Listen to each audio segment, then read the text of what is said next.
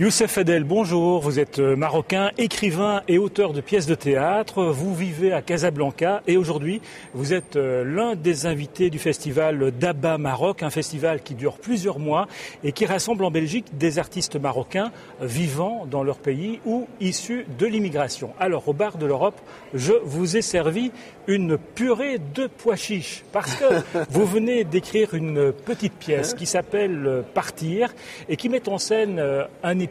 Et que dit cet épicier? J'aimerais bien que vous lisiez un extrait. Eh bien, l'épicier, il dit ceci, en répondant à un professeur.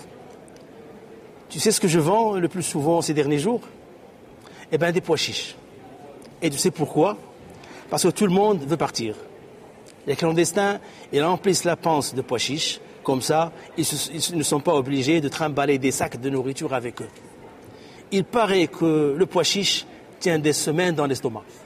Alors, est-ce que l'Europe continue à faire rêver les Marocains, les jeunes Marocains en particulier? Je crois que oui. Tout le monde veut partir, comme vous le dites? Tout le monde veut partir. Il y a les jeunes qui veulent partir parce qu'ils ne trouvent pas de boulot. Il y a les riches qui veulent expatrier leur patrimoine, leur argent pour des jours meilleurs, pour des sécurités. Il y a ceux qui ont les moyens, ils envoient leurs femmes accoucher au Canada ou aux États-Unis pour une nationalité dans l'avenir. C'est pas très positif tout ça. Ben, c'est la réalité. J'en connais plein. Moi. Le printemps arabe, on a l'impression qu'il n'a fait qu'effleurer le Maroc.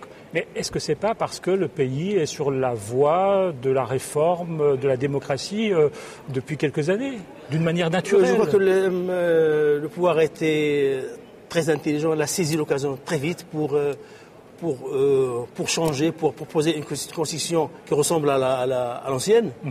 Mais qui est formulé autrement. Mais le roi a un petit peu moins de pouvoir et le gouvernement un peu plus quand même grâce à cette nouvelle constitution qui a été adoptée l'an dernier. Je ne sais pas, hier à France 24, j'ai entendu notre Premier ministre dire « Le roi c'est le chef. Moi je travaille sous le patronage du roi. Alors dans les années 70, vous avez été emprisonné pendant plusieurs mois parce que vous aviez écrit une pièce un peu trop militante intitulée La guerre. La guerre. Est-ce qu'aujourd'hui encore, il y a des choses que vous ne pourriez pas écrire au Maroc? Bien sûr, à part les injures et tout ça, on peut écrire sur tout parce que personne ne lit. Mais est-ce qu'il y a encore des tabous? Parler du roi, toucher à la personne bien du sûr, roi, il y a toujours des tabous. Le Sahara occidental, l'homosexualité, tout ça, c'est des... Pour le Sahara, je ne sais pas, moi j'ai écrit un roman dernièrement sur le Sahara, ça ne m'a pas posé de problème. Quant à la personne du roi, il y a toujours des tabous, de religion, etc. Maintenant, les tabous se sont déplacés d'un coin à un autre. Maintenant, parler de religion, sur n'importe quelle forme, tu es soupçonné d'être ceci ou cela, apostat, ou comme ça. Mais à part ça, tu peux... Mais aussi, il y a une gentille petite autocensure qui s'installe.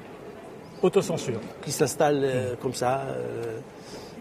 On est devenus autocensurés nous-mêmes. Alors, je vous arrête parce que vous le voyez, des petits parasites qui apparaissent ici. Derrière ces parasites, quelqu'un qui a envie de vous poser une question. On regarde. Bonjour Youssef, je suis Fabienne Verstraat, la directrice d'El de Scarbé, qui est commissaire de Daba Maroc. Alors je voudrais te poser une question qui porte sur les relations entre l'Europe et le monde arabe. Au sein d'El de Scarbé, ça fait à peu près 6 ans que nous invitons des intellectuels et des artistes du monde arabe.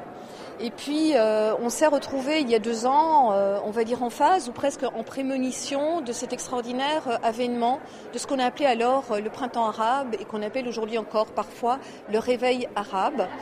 Mouvement qui a également essaimé au Maroc, mais d'une façon assez particulière que l'on sait. Alors j'aimerais avoir ton avis, ton opinion et voir comment toi tu vois cette relation entre l'Europe et le monde arabe dans ce contexte de ce grand mouvement citoyen arabe auquel on est confronté et peut-être aussi quelles critiques tu pourrais apporter à l'Europe dans la manière dont elle accompagne ce mouvement. Réponse? Quant à la relation entre l'Europe et le Maroc, moi je vois la chose suivante, que l'Europe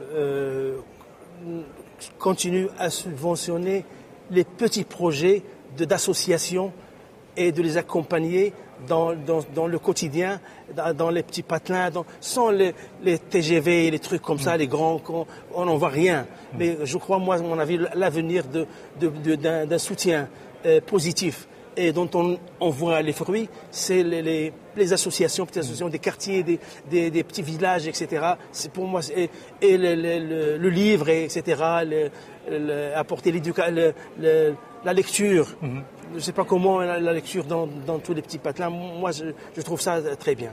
Alors, l'Europe s'inquiète souvent de voir que le printemps arabe est devenu le printemps des islamistes qui sont arrivés au pouvoir en Tunisie, en Égypte et aussi au gouvernement au Maroc. Est-ce que l'Europe a raison de s'inquiéter de ça ou est-ce que ce sont des fantasmes? Et d'abord, nous sommes dans des pays musulmans. Et depuis les années 80, on se disait, pas maintenant, mais on disait que le pouvoir dans les pays arabes ne peut être accaparé que soit par les militaires ou bien par les islamistes. Parce qu'il n'y a pas d'autres organisations organisées que ceux-là. Et ils sont infiltrés dans les quartiers, etc. etc., etc. Les pays arabes, ils sont déjà militaires. Les seules forces qui restent, ce sont les musulmans. Ce n'est pas, ils ont investi un pays catholique, non. C'est un pays musulman. L'Égypte, c'est un pays musulman. L'Azhar faisait la loi avant qu'il soit ici dans le gouvernement. Ils ne font que continuer une société qui était déjà, mais avec un discours maintenant plus politisé, alors que les gens croient qu'ils vont apporter des solutions. Mais les solutions, il n'y en a pas. Il n'y a aucun parti politique qui a des solutions aux problèmes du chômage, de la santé et de l'éducation. C'est l'essentiel. Et personne n'apporte de réponse à cela. Alors, question d'une internaute, Mireille Bonmariage de Namur. Tous les pays européens disent lutter contre l'immigration clandestine.